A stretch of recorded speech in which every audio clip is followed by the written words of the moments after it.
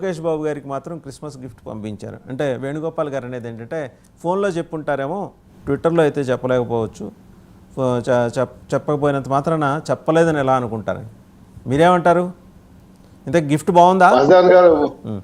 వాసుదేవన్ గారు మీకు డబల్9 టీవీకి రచకులకి, అలాగే మా సోదరి శివపార్వతి గారికి, అలాగే వైఎస్ఆర్సీపీ నేత గారికి నా తరపున తెలుగుదేశం మొదటి నమస్కారాలు.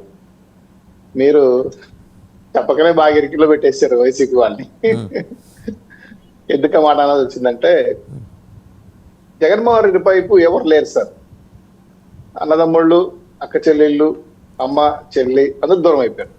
ఇప్పుడు ఎమ్మెల్యేలు కూడా జారుకుంటున్నారు, ఎంపీలు ఆల్రెడీ జారిపోయారు.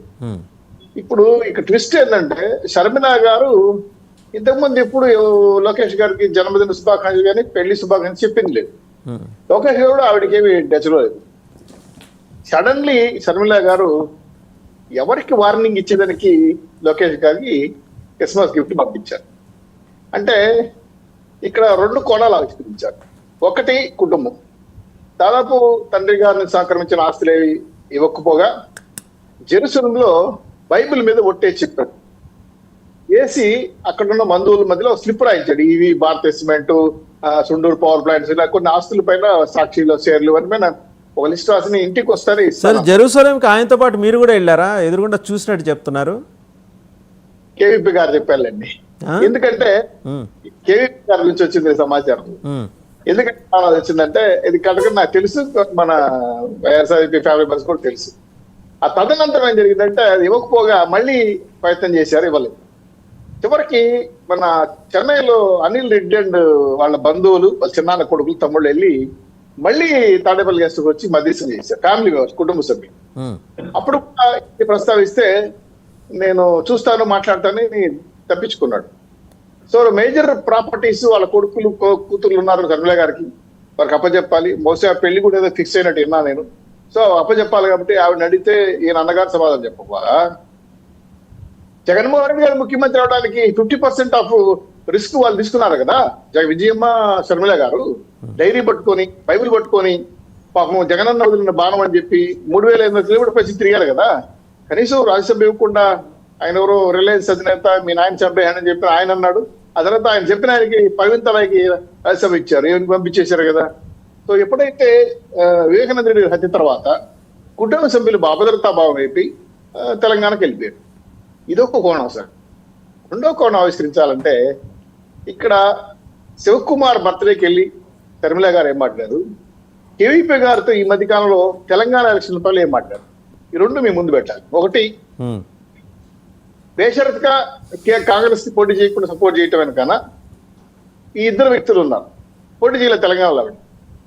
భవిష్యత్తులో కాంగ్రెస్ లో జాతీయ స్థాయిలో ఆ పార్టీ జారబోతాం. చేరిపోయేది కాకుండా కొన్ని కండిషన్లు పెట్టినప్పుడు తెలంగాణ వచ్చినప్పుడు అవి యాక్సెప్ట్ కాల.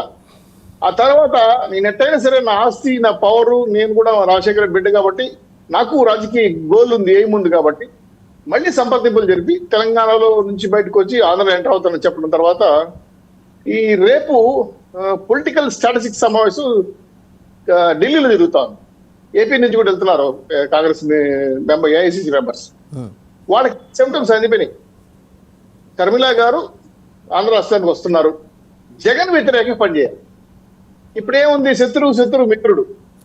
రేపు ఈయన ఎవరిని లెక్క చేయడం ఏమైనా చేస్తాడు కాబట్టి ఆ భయంలో నుంచి కొంత ఆంధ్ర రాష్ట్ర ప్రజలకి ఆహ్వానం పలకదాం, వాళ్ళ వైపు నిలబడదాం అన్న వచ్చంతో కూడా ఒక ట్వీట్ చేసుకోవచ్చు. మా భువనేశ్వర్ గారు కూడా గిఫ్ట్లు పంపుతారు సార్. ఎందుకంటే ఇంటెలిజెన్స్ నుంచి చెప్పేస్తాను, 22 ఏళ్ళు చూస్తున్నాను నేను, అందరికి పంపిస్తాను. కానీ షర్మిల గారు అన్నకు పంపిలే, ఇతర మిత్రులు పంపిలే, లోకేష్ గారికి పంపించి. ఏంటి, పరోక్షంగా నాకు ఆస్తి డిమాండ్ చేయకపోయినా, రేపు నీ మీద ఆంధ్ర రాష్ట్రంలో యుద్ధం చేయకపోయినా నాకు మిత్రులు ఉన్నారు, పంచాయత్ జాగ్రత్త అని ఒక వార్నింగ్ ఇవ్వటం అనేది బాగా స్పష్టంగా కనబడతా. ఇది రెండో యాంగిల్. అంటే ఆమెకు మిత్రులు ఉంటే జగన్మోహన్ రెడ్డి గారు ఏమైనా భయపడిపోతారా? అలా ఏం కాదు సార్. ఎందుకంటే ఏదో స్పేస్ ఉండాలి కదా. ఇప్పుడు మీరు అనుకోండి, మీకు బలం లేనప్పుడు పక్క వారిని బలం సాయం తీసుకుని తప్పేం కాదు. రెండు, కాంగ్రెస్ జాతీయ పార్టీ ఆంధ్రాకి బాధిస్తాం. దాంట్లో ఆల్రెడీ మీకు ఇంకో విషయం చెప్పడం వచ్చా, వైఎస్ఆర్సీపీ పార్టీలో ఉన్నది కాంగ్రెస్ పార్టీ వాళ్ళు. మేజర్ రాజశేఖర రెడ్డి గారి శిష్యులు, వాళ్ళ అనుబంధులు. పార్టీ చీలిపోయిన తర్వాత రాజశేఖర్ నుంచి బయటకు వచ్చి వైఎస్సీపీలో ఉన్నారు. సో షర్మిల గారు ఆంధ్ర రాష్ట్రానికి ఎంటర్ అయితే 7% 100% నా దగ్గర వెళ్ళిపోతారు. ఈ ఎవరైతే వైఎస్ఆర్సీపీలో ఉన్నారో కాంగ్రెస్ పాత కాంగ్రెస్ లీడర్ వెళ్ళిపోతారు. ఎందుకంటే ఆల్రెడీ వాళ్ళకి ఆ వాసన పైనుంచి డైరెక్షన్స్ కూడా ఉంది. రేపు స్టాటిస్టికల్ కమిటీలో వెళ్ళి ఏఐసీ సభ్యులు కూడా అది నిర్దేశించబోతారు అనుకుంటున్నాను. రేపు బహుశా రేపు బయటపడచ్చు. సో ఈ రెండు యాంగిల్ పరిశీలించినప్పుడు జగన్మోహన్ రెడ్డి గారికి డైరెక్ట్ గా వార్నింగ్ ఇవ్వడం కాకుండా నిన్ని ముఖ్యమంత్రి పదవిని తిప్పడానికి నేను కూడా కీ పాత్ర పోషిస్తున్నాను అని చెప్పడంతో పాటు నీ రాజకీయ చరిత్ర కూడా నేను పులస్తా పెడుతున్నాను, రేపు కాబోయే ఆంధ్ర రాష్ట్ర ఎన్నికల్లో నీ కీలక పాత్ర వహిస్తాను అని రెండు రకాల సందేశాలు పంపించారని స్పష్టంగా కనబడతాను. రైట్. దీని వైఎస్ఆర్సీపీ వాళ్ళు ఏదో చెప్పి ఇప్పటి వరకు నోరు తెరలేసండి. వజ్రాలు గారు ఇప్పటి వరకు మొన్న పికే గారు వచ్చారు, నోరు తెరిచారు. షర్మిల గారు వచ్చిన తర్వాత ఏం చెప్పట్ల. కాకపోతే ఈ రోజు క్రిస్మస్ రోజు కూడా తన అమ్మ జగన్మోహన్ రెడ్డి గారు వెళ్ళారు కానీ షర్మిల గారు రాల. ఇది కూడా మీరు గుర్తించాలి.